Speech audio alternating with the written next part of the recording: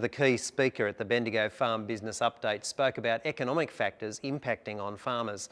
And with me now is the very man, economist Stephen Koukoulas. Stephen, what was the key thing that you had to say to the farmers gathered here today? Look, the key thoughts were firstly that the overall economy is doing pretty well. We've got solid growth occurring and it'll probably continue for the next year or so. But within that we've got this two-speed economy. Some sectors booming, going very, very well.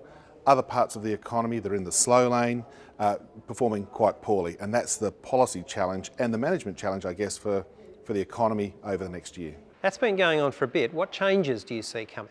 For farmers, what would happen, I think, in an era where we do get a fall in mineral prices, is that the Aussie dollar would fall. There's a nice correlation between the level of the Australian dollar and what happens to the commodity prices more generally.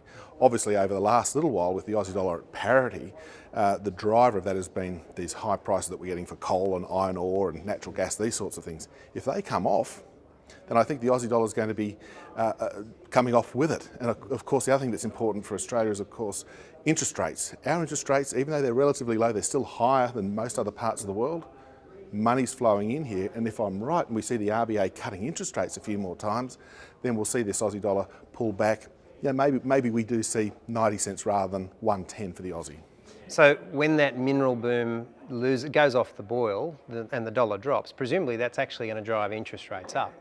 Oh, that's the critical thing, because you're spot on that if we do get the Aussie back at 90 cents, say during 2013, then of course that puts upward pressure on imported prices. You know, one reason at the moment why we've had nice low inflation has been the Aussie dollar has lowered the price of capital equipment, consumer goods. So we've seen this inflation rate come down partly because the Aussie dollar's been so strong. Imported prices are falling. So if we do get the Aussie falling, you get inflation back up, and then of course the RBA hikes. But I think that's a question more for the middle of 2013 rather than before then.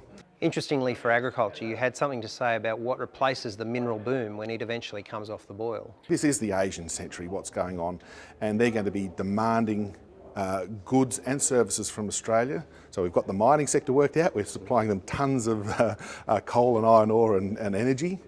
The critical issue is now is to build up this agricultural sector so that we're producing a lot of the food that they want to buy. And I think that's where the future is going to be. And if we can do it well, if the farmers can come on board, if the government can get its act together with the infrastructure spend and get the network right, I'm optimistic over the longer run.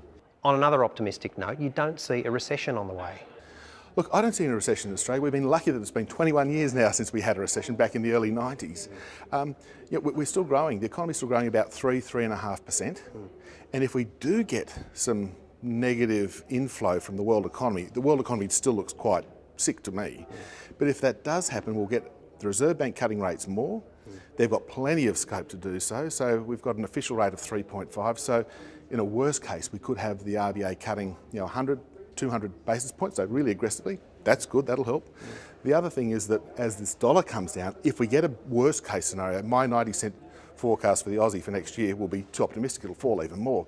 Just think back to the GFC, we got down into the 60s for a short period only, but if the world changes its assessment of commodity prices, the Aussie dollar falls, and that's a safety valve, if you like, for the Australian economy. And on the budget, despite all of our discussion about government debt and these sort of things, we're actually really well placed. So, when we get the election out of the way next year, if we have a hard landing globally and that impacts on Australia, frankly, we've got the scope for the government of the day, whoever it is, to spend up a little bit, to give us some tax relief, to keep this growth continuing. So I'm optimistic we won't see a recession, barring some almighty disaster globally. Stephen Koukoulas, thanks for joining us on Ground Cover TV. Really appreciate it. Pleasure.